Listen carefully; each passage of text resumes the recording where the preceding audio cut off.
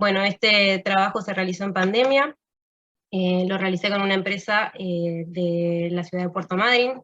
El título es bastante largo, es el efecto de la adición de materias primas cerámicas producidas regionalmente en cerámicos refractarios de alto desempeño para la industria del aluminio. Bueno, primero igual voy a mencionar el lineamiento, donde voy a dar una introducción, donde voy a mencionar el contexto en que nace este trabajo, el desarrollo del trabajo, los ensayos aplicados y los resultados obtenidos, conclusiones, y por último el desarrollo futuro.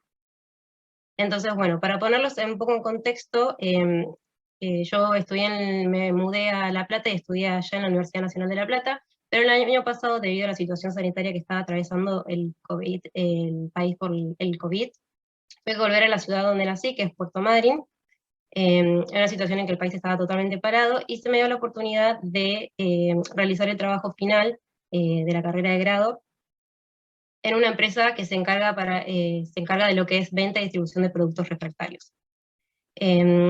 Como mencioné, la situación del país era la pandemia, por lo tanto, esta empresa se dedica a lo que es venta de productos y había nuevas restricciones asociadas a lo que eran las importaciones.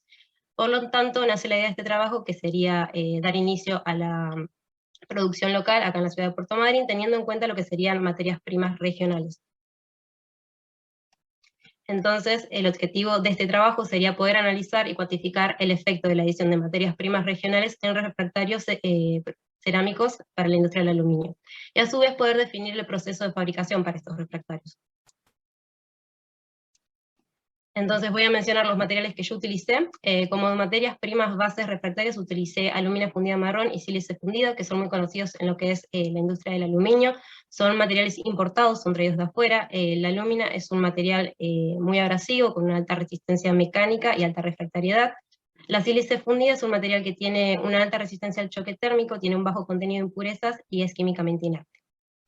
Y como aglutinante también utilicé sílica coloidal, que también es un material importado, es una solución acuosa que consiste en nanopartículas de sílice.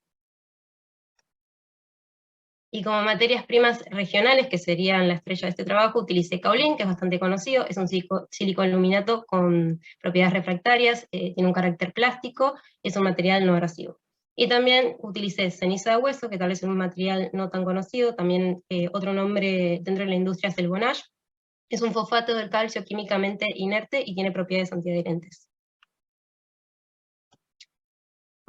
Ahora voy a mencionar lo que es el desarrollo del trabajo y por lo tanto el desarrollo de las muestras. Como mencioné anteriormente, la planta donde yo realicé este trabajo es una planta que se dedica a lo que es venta y distribución de productos. Por lo tanto, no existe una planta de producción en lo que es la ciudad de Puerto Madryn.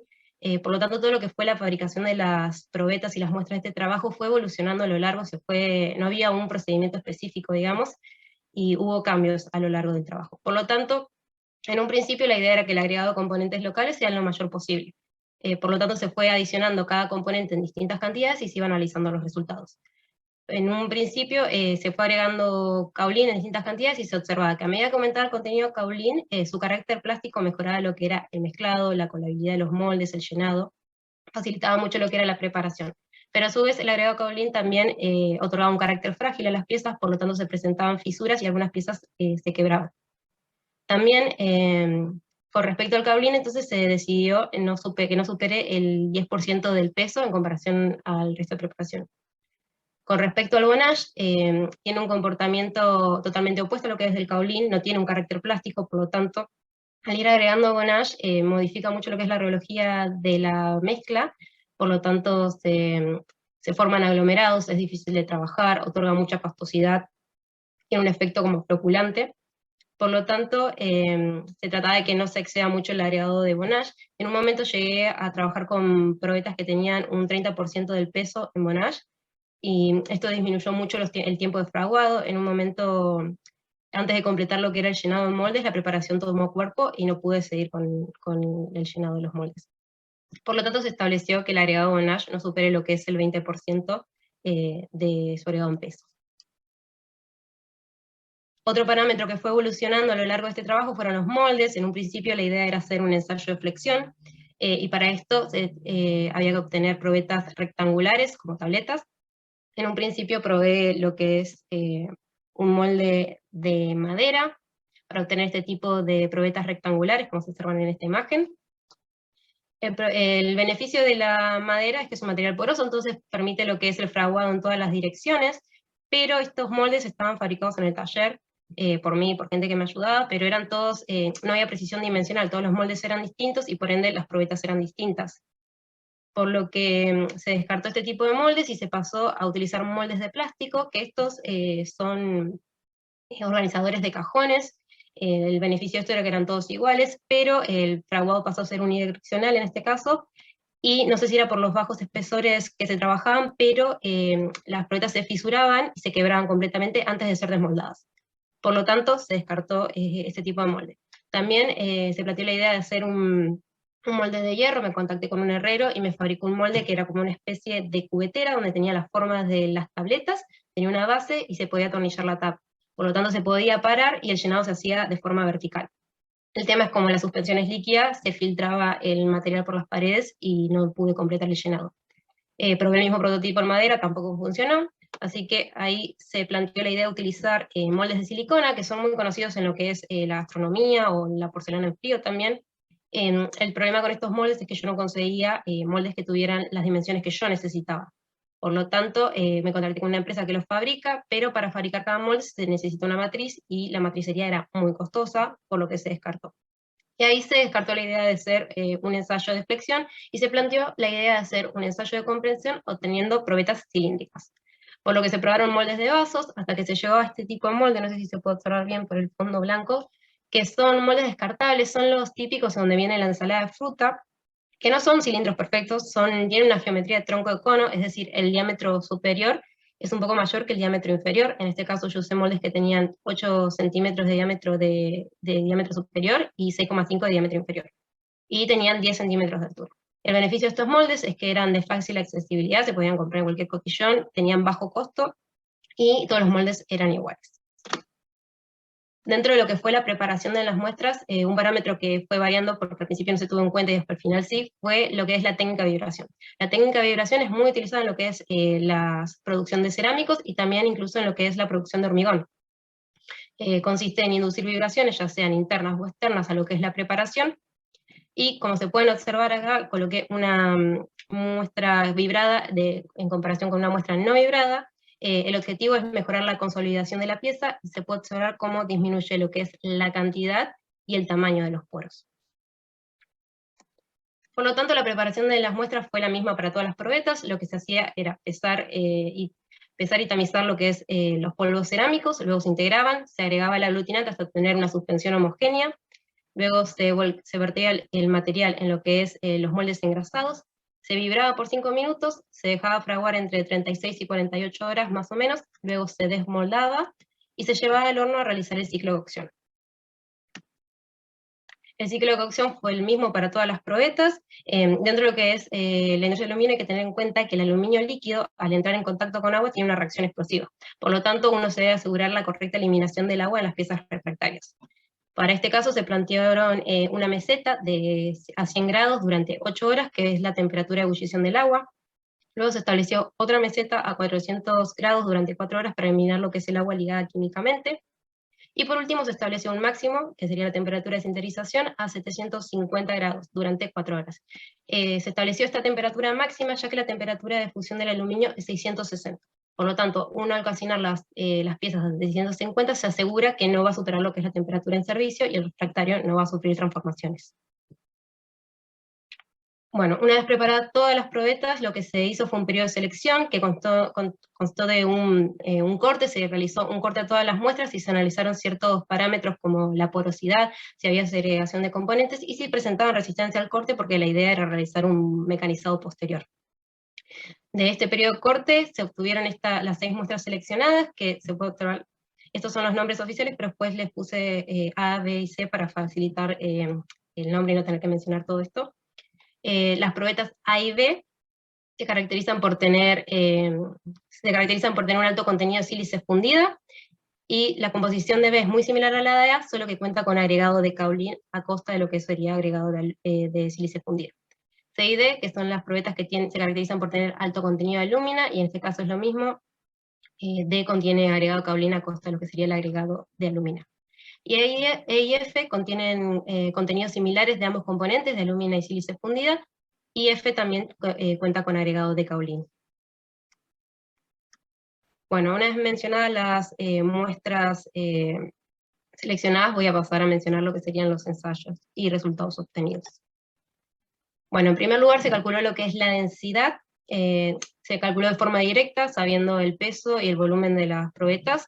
Se calculó y se tuvieron como resultados que las probetas que tienen alto contenido de sílice fundida presentaron los menores valores de densidad, y la que contiene agregado caolín presentó una densidad aún menor.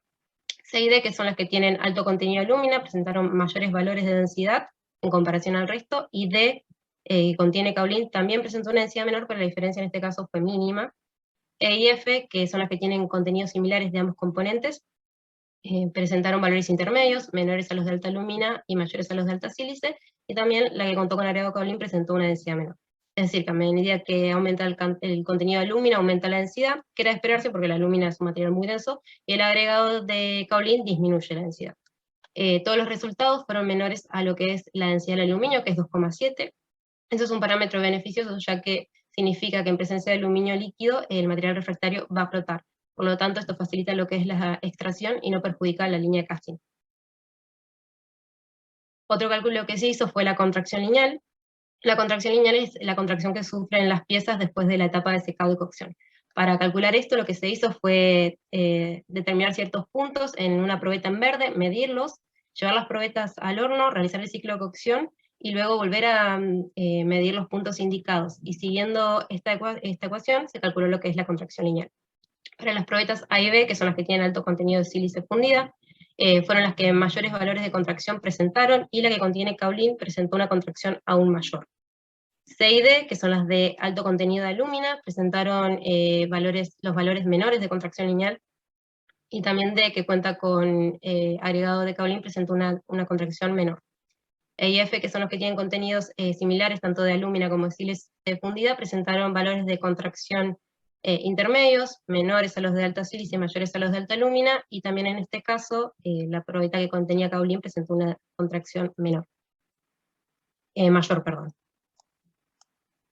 Por lo tanto, se puede decir que el agregado de alúmina disminuye lo que sería la contracción lineal y el agregado de caolín lo aumenta. Otro test que se hizo fue pintar las probetas con un recubrimiento.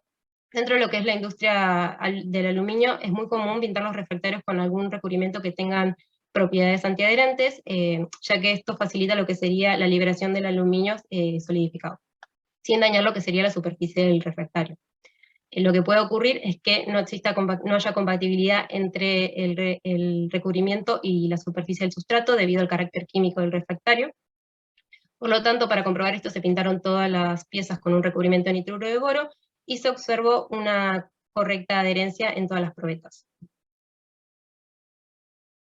Otro test que se hizo fue el CAP test, o el test de la copa, que es muy conocido en este tipo de empresas, de industrias. Dentro de lo que es la industria del aluminio, uno de los mayores problemas es la penetración por aluminio líquido dentro del refractario. El aluminio es un metal que tiene una alta mojabilidad, por lo que puede penetrar fácilmente por los poros del refractario y reaccionar con ciertos componentes. Puede llegar a reaccionar con alúmina y óxido de silicio y formar corindón, que al formarse expande su tamaño y fractura el refractario. Y también, si la aleación de aluminio contiene magnesio, puede llegar a reaccionar y formar óxido de magnesio con una espinela, y también al formarse aumenta su volumen y fractura el refractario.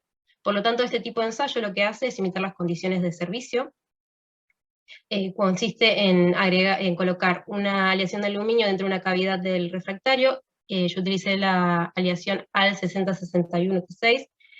Luego se lleva a un horno, yo lo llevé a una temperatura de 1000 grados durante 48 horas. Luego, una vez solidificado el aluminio, se analiza la superficie del refractario.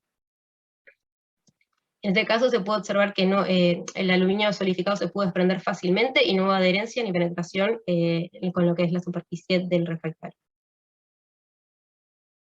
Y por último, se realizó un ensayo de comprensión. La resistencia de la comprensión es un parámetro que determina la resistencia de las probetas sometidas a una carga de comprensión a temperatura ambiente. Este ensayo lo que se hizo fue mecanizar las piezas en cilindros de 35 milímetros de diámetro y 70 milímetros de altura. y en esa filmina se pueden observar los resultados obtenidos. Estos son los de las probetas A y B, que son las que tienen alto contenido de sílice fundida, fueron las que mayores valores de resistencia a la compresión presentaron, siendo 51,6 para la probeta A y 40,7 para la probeta B. En este caso, la temperatura de sinterización fue la suficiente para poder formar cuellos de sinterización, y por eso a eso se deben lo que es los resultados altos de resistencia a la compresión. Se puede observar un comportamiento frágil, es decir, lineal, hasta llegar a un máximo que luego cae de forma abrupta, y de estas probetas solo se pudieron mecanizar una probeta cada uno, ya que el resto se fracturaba, que es lo que se relaciona con su comportamiento frágil. Con respecto a las probetas C y D, que son las que tienen alto contenido de alúmina, los resultados fueron diferentes, fueron las que menores valores de resistencia a la compresión presentaron. Se puede observar al principio un comportamiento lineal, pero luego diverge la linealidad hasta alcanzar la fractura y luego caer. La alúmina es un material que se caracteriza por tener una alta resistencia mecánica, por lo que se cree que lo que ocurrió es que la temperatura de sinterización no fue lo suficiente para formar el estado de sinterización correspondiente. Esto sumado que encima la alúmina en día marrón, que es la materia prima que yo utilicé, es una materia prima que se caracteriza por tener una morfología suave, lisa y redonda, por lo que pudo haber ocurrido al aplicar una carga de comprensión es primero un deslizamiento de partículas, que esto se observa como el aumento del área bajo la curva, hasta llegar a la fractura. Estas probetas se pudieron mecanizar 3 de cada una, que fueron las que mayor resistencia al mecanizado presentaron. Y de las probetas E y F, que tienen contenidos similares de ambos componentes, se observaron los resultados, se relacionan un poco a lo que mencioné anteriormente. Se observa un comportamiento frágil, lineal al principio y cae de forma abrupta, pero en este caso, en comparación a lo que serían las primeras probetas A y B, se observa un aumento de lo que serían las deformaciones, por lo que esto se relaciona también a su alto contenido de alúmina. Fueron las que presentaron valores intermedios de resistencia a la comprensión, 25 megapascales para la E y 30 megapascales para la F. Este tipo de material se pudo mecanizar 2 probetas de cada una. Bueno, habiendo mencionado todos los ensayos, ahora voy a mencionar las conclusiones. Tengo 2 tipos de conclusiones, una relación más general y otra relacionada a lo que sería el agregado de componentes locales. Bueno, con respecto a las conclusiones generales, existe una tendencia al aumento del agregado de alúmina, disminuye lo que serían los resultados obtenidos del ensayo de resistencia a la compresión. Esto también se relaciona, como mencioné anteriormente, a la temperatura máxima de sinterización. Los resultados no son representativos, ya que el tamaño de muestreo no fue lo suficiente para poder obtener conclusiones válidas. Las muestras no son mecanizables porque, como mencioné, las probetas que tenían alto contenido de sílice fundida se fracturaron durante el mecanizado, y las probetas que tenían alto contenido de alúmina, a pesar de resistir lo que es el mecanizado, la alúmina es un material muy abrasivo, por lo tanto se consumía mucho herramental. Por lo tanto, se recomienda que este tipo de preparaciones se utilice para lo que es piezas coladas, es decir, que la pieza ya tenga la forma final del molde. Otra técnica posible es no completar el ciclo de cocción, es decir, cocinar las piezas a una temperatura mucho menor, mecanizarlas y luego completar el ciclo de cocción. Todas las probetas presentaban resistencia al contacto con aluminio líquido y compatibilidad con el recubrimiento de nitruro de boro. Con respecto al agregado de componentes locales, no se observaron modificaciones en los resultados del ensayo de resistencia a la compresión. Con respecto al caolín, sus principales beneficios es el bajo costo y la alta disponibilidad, disminuye el peso de las muestras y por ende también la densidad, otorga plasticidad a la preparación, facilitando lo que es el mezclado y el llenado de moldes, aumenta la contracción lineal de las probetas. Dentro de su composición tiene algunos componentes como puede ser la cuarcita, o impurezas como es el sodio y el potasio, que otorgan fragilidad a las piezas. También su alto contenido de impurezas hace que su composición no sea precisa y pueda perjudicar lo que es la reproducibilidad de las piezas. Y también si tiene ciertas impurezas que pueden llegar a reaccionar y formar puntos de fases con menores puntos de fusión, y perjudica lo que sería la refractariedad de las piezas. Con respecto a lo que sería la ceniza de hueso, la presencia del óxido de fósforo en el Bonage da lugar a lo que sería la formación de fosfatos. Los fosfatos otorgan resistencia química, y esto se pudo observar tal vez en el ensayo del CAP-TESS o de la copa, donde se observó que no hubo adherencia a lo que es el aluminio solidificado. Modifica las propiedades reológicas, como mencioné anteriormente, fue muy difícil de trabajar, otorga mucha pastosidad y se forman aglomeraciones. Disminuye el tiempo de fraguado, que como yo lo mencioné, para mí fue un defecto, ya que no pude completar el llenado de moldes, pero en ciertos otros casos puede llegar a ser beneficioso, por ejemplo en un escenario donde se necesite parchar o a realizar reparaciones. Y como posibles trabajos a futuro, en primer lugar sería aumentar lo que sería el tamaño de muestreo, y también realizar una caracterización más extensa. Por ejemplo, realizar un análisis térmico, ya que como mencioné anteriormente, tal vez trabajar con temperaturas mayores permita arroje resultados distintos de lo que sería la resistencia a la compresión, pero hay que tener en cuenta que al aumentar lo que es la temperatura máxima de sinterización, también uno aumenta lo que es el consumo de energía y por ende los costos, por lo tanto es un parámetro que se debe ponderar según los objetivos del fabricante. También realizar el cálculo de la porosidad, ya que es un parámetro físico que da información con respecto a lo que es la densidad, la conductividad térmica, la resistencia mecánica, la concentración de gases y líquidos también. Y para tener una caracterización mecánica más completa, realizar un ensayo de flexión, que era la idea inicial de este trabajo. Y otro posible trabajo futuro sería tener en cuenta lo que serían materiales compuestos, es decir, adicionar fibras, lo que es en la matriz cerámica, pueden ser fibras de vidrio, cerámicas o de carbono. Esta posibilidad se había planteado en un momento, es más, se llegaron a hacer algunas probetas con fibra de vidrio, pero al final se terminó descartando, ya que se desviaba mucho del tema central de este trabajo. Y eso fue todo. Muchas gracias por escucharme, y si hay alguna pregunta.